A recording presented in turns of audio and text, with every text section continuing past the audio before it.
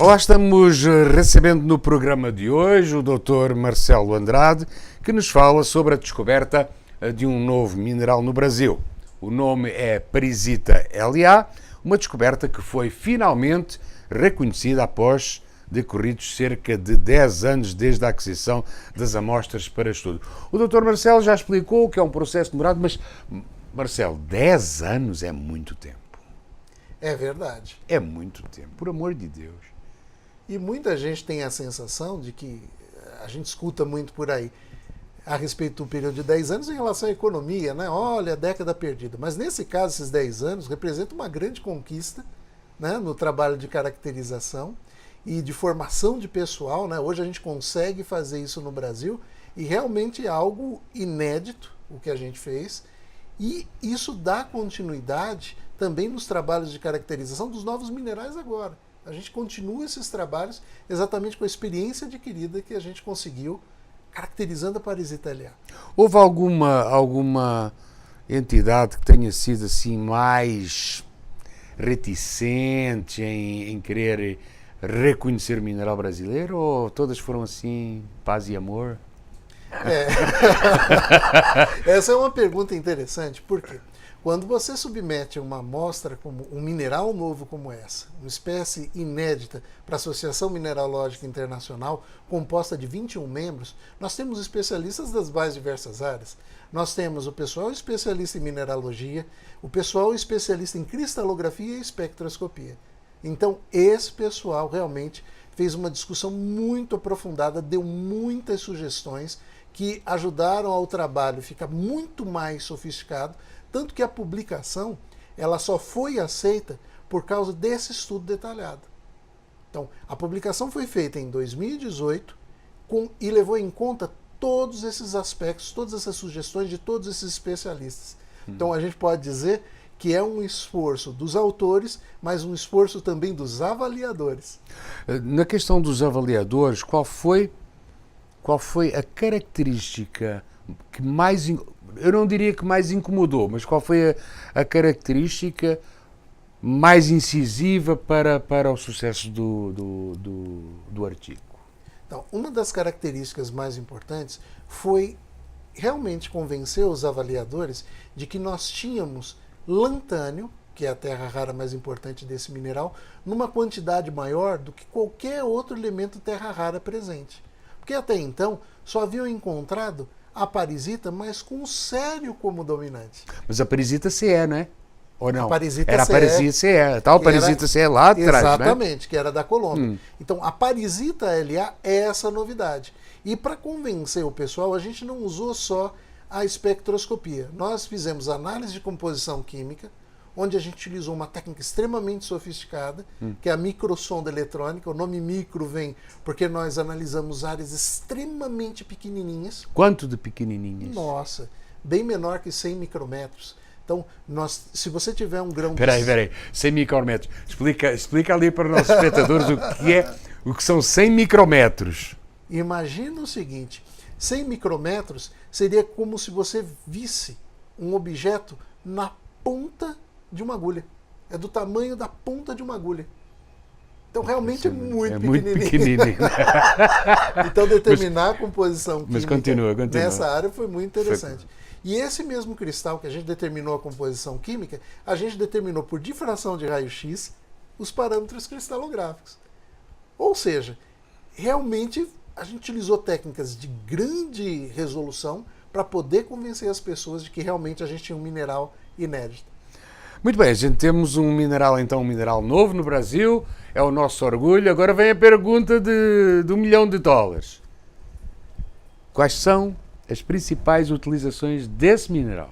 Ele vai servir para quê? Fazer o quê? Essa é uma pergunta extremamente importante que a gente se faz e talvez valha $1 milhão ou talvez um pouquinho mais. Opa! Então vou mostrar uma imagem aqui para vocês. Vamos ver. Olha lá, algumas aplicações. A parisita ela é rica em lantânio, que é um elemento de terras raras. E para que nós utilizamos as terras raras? Nós utilizamos, por exemplo, na fabricação de lentes para melhorar a acuidade, né, dessas lentes, mas mais que isso, a gente usa no refinamento de petróleo. Então aqui temos uma ilustração mostrando um barril de petróleo, né? E temos um catalisador. E aí é que vem justamente a importância econômica. Na próxima imagem aqui, nós citamos a Petrobras. A Petrobras, ela utiliza mais de 900 toneladas por ano de óxido de lantânio. Ou seja, encontrar uma fonte de lantânio é realmente decisivo. Por quê? Quando você faz o refinamento da gasolina, você acaba eliminando alguns compostos nitrogenados e enxofre. Então, o impacto ambiental de uma descoberta como essa é enorme, porque a gente vai ter muita qualidade de vida, né? Ou seja, o nosso ar vai ficar muito melhor depois de utilizar aí os catalisadores no refino, na preparação da gasolina. E a Petrobras é pioneira nisso. E que mais é que o mineral, a gente pode utilizar o mineral? Então, outras coisas que você pode utilizar, no caso do lantânio, como ele é um elemento terra rara, a gente pode explorar algumas outras propriedades. Propriedades ópticas, propriedades magnéticas. Então, você pode utilizar isso na fabricação de smartphones, por exemplo. Ah, é? Né? Aí é porque eu falei nisso exatamente no início. Só que eu não estava relacionando o que é que o mineral poderia contribuir para o desenvolvimento de um smartphone. Exatamente. Então, você vai avaliar, por exemplo, como é que é a emissão de luz quando você estimula esse mineral. Você pode investigar a estrutura eletrônica, como são as transições dos elétrons ali na estrutura, né, do elemento lantânio. Então, realmente, tem muitas aplicações interessantes que a gente ainda está desenvolvendo. Marcelo, muito bem, foi descoberto, perisita LA, mas é assim, vocês já estimaram qual a quantidade que existe deste mineral aqui no nosso país, ou ainda não? Ou ainda não fazem ideia da quantidade de mineral? Você sabe que essa é uma boa pergunta. A gente vai falar um pouquinho de terras raras e aí a coisa vai ficar um pouquinho mais clara. Eu vou mostrar aqui na imagem para vocês, primeiro, antes de mais nada, os elementos terras raras. Então, eles se encontram aqui na tabela periódica, né? Eles estão na região dos lantanídeos, né? Você pode perceber que tem o lantânio aí, ele é na linha de cima, se você olhar na tabelinha, ele seria o quarto elemento, o lantânio. E aí você tem todos os outros elementos e algumas das aplicações que eles têm. No Brasil, nós temos alguns projetos. Nós, assim, visitamos um projeto muito interessante em Minas Gerais, onde a gente produz alguns óxidos de lantânio e de outros elementos terras raras, na CBMM, que é a maior companhia de mineração de nióbio. CBMM, então, Companhia Brasileira de Metalurgia e Mineração. Então, nós fizemos uma reunião com os pesquisadores, com os responsáveis pela mina, para justamente discutir sobre o beneficiamento, a composição química de alguns dos minerais existentes. E aí, você tem o resultado disso. Hoje no Brasil, a gente produz, aqui tem uma imagem muito legal dos óxidos, né? E o primeiro deles é o óxido de lantânio. E esse óxido de lantânio, ele foi processado em Minas Gerais.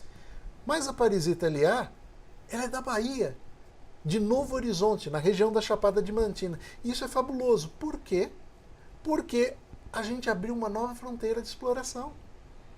Nós podemos explorar também os elementos terras raras, que são mais importantes, né, nas aplicações tecnológicas, na Bahia.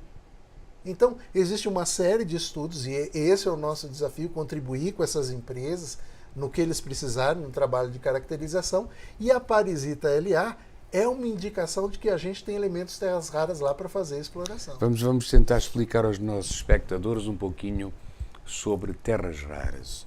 O que são, na verdade, o que são as terras raras e porquê é que elas são importantes? Então, uma das aplicações mais interessantes, até para ficar claro para quem está escutando, é o seguinte. Nós falamos sobre o impacto ambiental de algumas descobertas que a gente faz. No caso do lantânio, né, para a questão da gasolina. Mas imagina o seguinte, se você for para o Nordeste, você vai se maravilhar com as praias, é muito bonito. Mas tem uma outra coisa que vem surgindo na paisagem muito diferente, que são as usinas de vento. Então, quando você chega, por exemplo, no Ceará, em Natal, você vai ver alguns ventiladores gigantes, né, que a gente chama de parques eólicos. Então, essas turbinas, para serem construídas, elas precisam de ímãs permanentes. Ímãs. Ímãs. E aí é que vem a importância das propriedades magnéticas dos elementos terras raras. Um deles, que é o neodímio, é utilizado em grande quantidade para construir exatamente essas turbinas. Então nós temos projetos no Brasil, com o Instituto de Pesquisa Tecnológica, né, desenvolvendo também esses ímãs, e a demanda por elementos terras raras cresce. Porque se a gente quer uma geração de energia sem poluição, nós precisamos de uma fonte confiável de neodímio para que nós fabricamos esses ímãs. Nós não precisamos, por exemplo, ficar importando. Assim como no caso do lantânio, nós precisamos ter as nossas fontes para produzir o óxido de lantânio aqui e realmente mudar justamente a matriz energética do país. Então as terras raras são decisivas. Aqui eu mostro uma imagem também, né, de uma turbina eólica. Isso. E isso é tão importante que nós temos um projeto temático financiado pela FAPESP chamado SOS RAR, ou seja, é urgente, onde a gente investiga novas fontes, novas ocorrências, né, de elementos terras raras, e a gente faz isso em parceria com o Reino Unido. Então nós temos a Universidade de Exeter, né, contribuindo com isso, e temos as agências financiadoras também do Reino Unido, NERC, né, os equivalentes à FAPESP, Sim. que a gente teria. Então é um projeto maravilhoso, onde a gente tem explorado novas fontes e novos minerais com terras raras. Que legal. Nós há pouco falámos sobre o diamante ser o mineral mais, digamos, mais rijo, mais forte. Ainda não se descobriu um mais forte que o diamante, não? Olha, na natureza, eu não tenho notícia. Não há. O diamante continua a ser o mineral nobre, né? O que tem maior dureza, né? Exatamente. E já foi descoberto mais algum mineral após a parisita LA? Ou há chances de alguma coisa no ar ou não? Você já está sorrindo, é porque tem aí qualquer coisa para falar. Pode falar.